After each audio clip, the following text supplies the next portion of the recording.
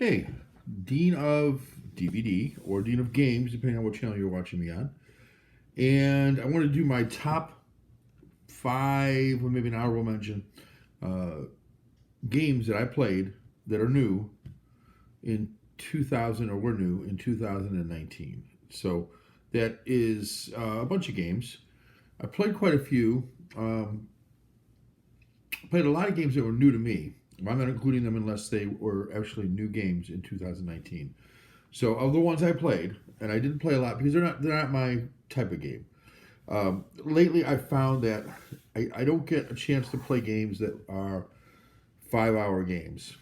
Not very often, so I'm not going to buy those. And then for me, a 5 hour game probably not going to make the list, or even a 4 hour game. Mine are hour and a half to maybe 3 hours at tops. Um, with maybe a few rare games that maybe have so much appeal to a certain person or persons that I know where they would play it. Star Wars, Star Trek, those types of things seem to bring out more of a group occasionally that'll play those. Lord of the Rings sometimes.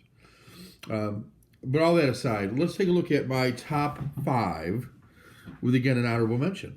All right, so let's see. I've got them right over here in a zippered bag. Actually, I did that because the dog was trying to get at them, and I didn't want that. So let's start here. Okay, let's see here.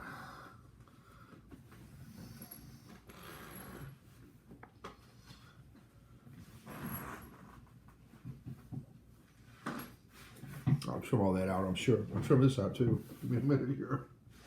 Get games. Okay, let's see here.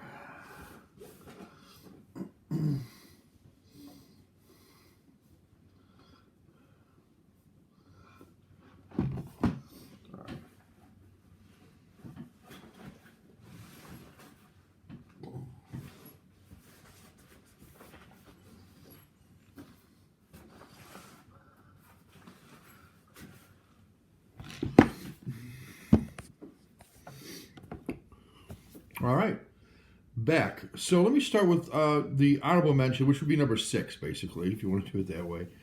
And any of these could probably jump around a little bit, but this one right now is six. I played it a bunch of times. Architects of the West Kingdom. Have a lot of fun. I love the artwork with this one. The different characters are really cool looking. The art, like I said, the artwork is just really neat, and it's by Shem Phillips and S.J. McDonald. Um, it's a worker placement game. It plays up to 5 players. Plays 1 to 5. I think the 1 player was okay. I mean, I enjoyed it. So I think you can play this with 1 player if you'd like. And the map is decent size, but it fits in this small little box. One thing I don't like about this game is there's a lot of games are like this. It ends up. Let me show you what it looks like inside. It ends up looking like this. A bunch of baggies of cards and pieces. And then I found these things. Actually, it came with this of basil pesto. You can't really read it, but it says basil pesto on it. I think. Oh, you can. That's how you have to store it. But I like this game a lot. There's enough different things to do, and that's part of what I like about worker placement. There's a lot of different things to do, and the choices are then where do I put my things in order to best take advantage of and win the game. There's a lot of strategies you can have in it. Of course, one of the main things you want to do is your architects. You want to try to build a cathedral, and as you contribute to that, you gain bonuses. So those that contribute more get more bonuses, and so on. So anyway, Architects of the West Kingdom. My choice for number 6, or in this case, the honorable mention slot. Number 5 is Tom Lehman's, or Lehman's, Res Arcana. I'll just move this thing a little bit to let you see the artwork here. Oh, this is a headband, by the way. You can buy them at the dollar store, Dollar Tree, Dollar General, whatever those things are called. About 10 for $1. About a dime each, and they go over these boxes and keep them from opening. I don't have an Architects of the West Kingdom. I just didn't get around to putting one on there, but This is Res Arcana. It is a game for 1 to 4 players, or 2 to 4 players. Sorry, 2 to 4 players, and it has a neat. What I do like about this game, as opposed to Architects, is it has a built-in storage mechanism. Now, there's not that much to really store, so that's kind of cool too. The game only has about 60 cards in it total. That's all you really need, though. Here's how it stores. Look how beautiful that is compared to the other one. Cards have a place. This comes out so you can use it during your game. It does have some other cards that are large like this that are double-sided, so you get here you get 4 different choices. It's kind of cool. Love the round summary that you get with this. It's a really cool card game. It reminds me of Little Magic the Gathering, but not a lot. It has some similarities, but overall I think this is a different game, and for my money, a better game in some ways because you don't have to collect cards. This is it. It's how you play these cards, and there's no more you're going to get. Now, you're not going to go out and buy. Now, they might come up with a little bit of an expansion here and there. Hope they do. But it's not like you have a different deck than I do. Well, you do, but we have access to the exact same cards, and that's what I like about Res Arcana. And it's just really well themed. Really like the general idea of it. It's similar to Magic. You've got dragons and wizards and things like that.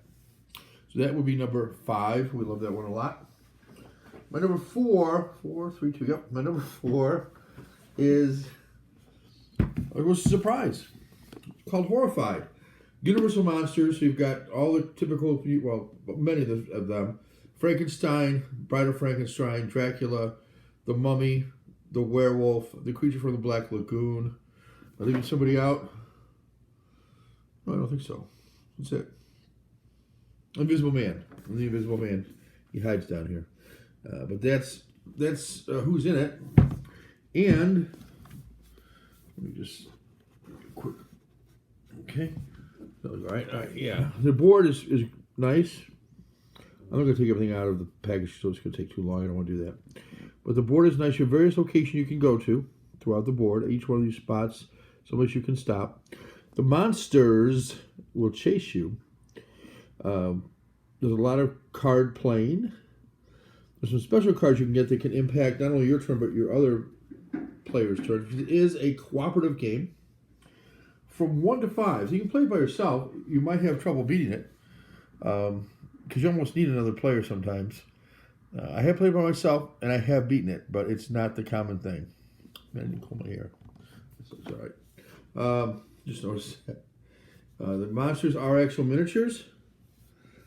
And that's sort of what they look like. Well, it is, but you just can't really get a close-up view. So, but very representative, so it's easy enough to tell what each one was as you look at them. It's a fun game. I don't go into too much detail other than to say you've got, for each monster, they have a certain way you can kill them. You have to do that, which often means going to certain places on the board to accomplish something first, and having to have certain resources available to you personally to be able to take care of that. Those are in the form of various materials that you get. And when you get the materials, when you get enough of the materials, you can go ahead and complete whatever task there is on the board. And once you complete the task for that particular monster, then you have to defeat the monster again with certain things. I guess the best way to say it. A lot of fun, this game. I think it's a good gateway game, I think, in a lot of ways. Most people know those monsters. Great Halloween game to get out with the family. I played it with the family. I played it with the gamers, and both enjoyed it quite a bit. So I think, it's got something there.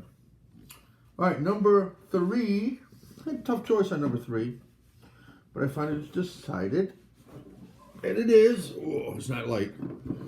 Yeah, it's Tapestry. Tapestry is a game by Stonemaier Games, and really love this one. It's heavy, it's thick, but that same band that goes across the other one across Res Arcana, and there was one across Horrified, goes across this one too. So it will go across a bigger game, no problem. 1 to 5 players, between an hour and a half and 2 hours, I think you'll play this. Ages 12 and up. It is competitive. It has a beautiful board. As you can see, it's rounded edges. A high quality board, and the player mats that you get kind of have a little texture to them, so things don't slide around on them like they do on some games. Definitely not sticky, or definitely not slick. So this one, you've got different tracks that you can go on, and each one is kind of a different way to advance your civilization. But this is not like a typical Civilization game where you start out with cannons and move up to bazookas and move up to, it's not that kind of a thing. But there is some movement forward, but not that specific, let's say. It's more in generalities. Some people have a problem with that. It's it's the most controversial game of the year. People either hate it or love it. I'm on the love it side. Not the greatest game of the year for me, but it's a lot of fun. I won't turn down this game if someone wants to play it. So I would suggest, if you've heard good and bad, take a look at it. Play it. You should do that most of the time if you have one you're not sure of. But this one, I would say, try it first, see if it's for you. It is Tapestry. Number 2 is a game that I've played more than any other game this year. And that is Wingspan. I got it earlier in the year when it first came out to the public. It was not a Kickstarter thing. As soon as it came out to the public, I picked it up. And really, really love this game. Simple theme. You've got a bunch of birds. You've got them on cards. You are collecting them to have the best aviary. Yeah.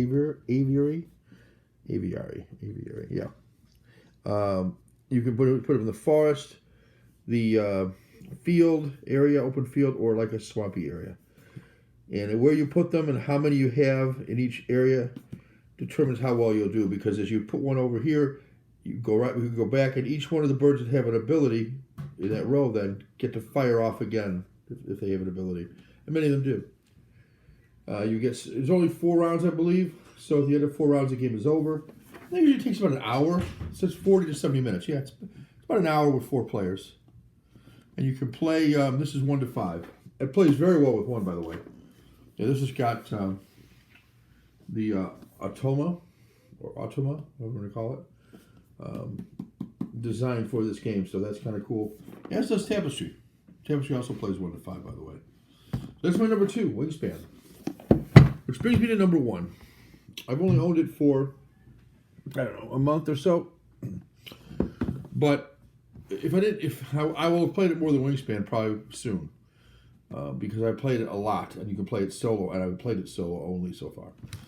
I wanted to learn it well, get the strategy down. This is a game that's going to last me for a while, and I'm going to really like for a long time. And that is Marvel Champions. It's a card game. The nice thing about this type of a card game is, unlike, again, Magic the Gathering, if I can talk about that one. And I was a big fan of Magic, but it got tiresome to have to keep buying the newest sets to be able to play them. I had Moxes and Black Lotus and all the ones that are worth a ton of money now. I sold them. But because you can only play them in certain places, unless you find a group that doesn't mind, which I did have a group like that for a while. Other than that, you only get to play them in special tournaments. I don't want that. So this game is different. This game, the cards you get are the cards you get. There's some variety, but not a ton. You're not making your own decks, though you can. And there's a tutorial that tells you how to do that. But you're not going out and finding a card to add to your deck. Not that kind of game. But what do you have? Well, you've got Spider-Man, Captain Marvel, She-Hulk, Iron Man, and Black Panther in this set. And I'll tell you, that's a nice combination. Right around the corner is Thor, Captain America, and a couple others that I forgot. Oh, Ms. Marvel, and somebody else. And then some villains. Green Goblin. And it was coming out. It seems like there's another one I've forgotten about. Oh, the Wrecking Crew. But in this one, you've got Ultron, who's the big bad. Who is a big bad. You've got Claw, that's K-L-A-W, shoots sonic waves out. And then the basic guy, if I guess you want to call him the basic guy, the Rhino, who's pretty tough too. And they have their friends that tag along, like Sandman and things like that. And this group has friends that tag along too, like the Hulk. And Well, there's others. I was mentioning all of them, but great game. Oh, Vision. Anybody who's on the cover here is probably in the game somewhere. A lot of fun. Not easy game to beat, which I like. But there's room within the insert to be able to add other stuff in there, which is nice. Because you're going to do it. You're going to add to it. I think eventually I have to buy an insert instead of the one that came with it. But it's going to last me for at least for a bit. Because with what's coming out that I know of, I've got enough room here for I think all of it. Especially if I rearrange things a little bit. And then the other inserts are laid out a little differently than this one. Let's see if I do this. Let's turn this around here. Can I do that? I can. There you go. So there's the insert. And you get an idea here what that looks like. So I have plenty of room. I have a lot of room here. There's more room in all these because I'm not tight on any of them. There's a lot of looseness that I can tighten up here quite a bit. So I can tighten up to that much there. This is about half used, and this is less than half used if I were to tighten all these up and move the spaces out of here. And you can do that. And I probably will. I've got some of these down in here. And some of the inserts I've seen thin this plastic out here. Eliminate this entirely, just have a really thin strip. And then this is right up against this one. And then all this stuff that's down in here gets stored in a thing that's this way. It kind of slips down in sideways. So you get a full use of the box, and you come all the way to here with your cards. So that'll open up a lot. You can almost put cards right down in here. It's a little wider than what the opening is here.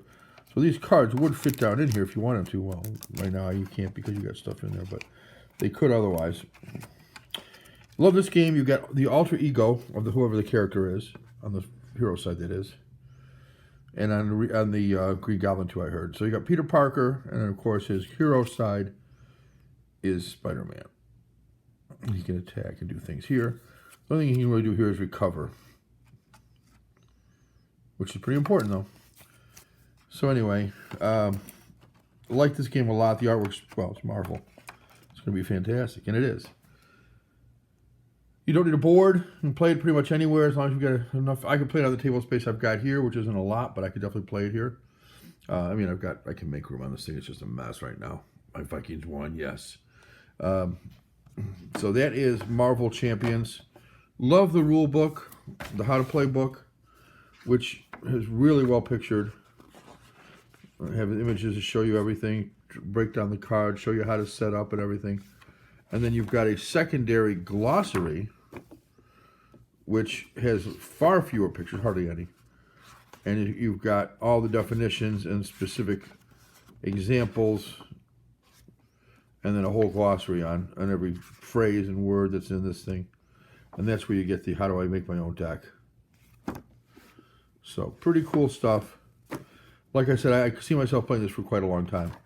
It's my number one, probably will stay my number one for a while from what I can see. So it's not only my number one this year, but this is my number one game period right now. It's Marvel Champions. All right, guys. Ooh, too close. That is my look at 2019. Wow, I'm really tired. Look at that. Whew, tired. Need more sleep. And hopefully you've enjoyed this, and I have. So again, take care, and until the next time, Dean of DVD or Dean of Games, take care.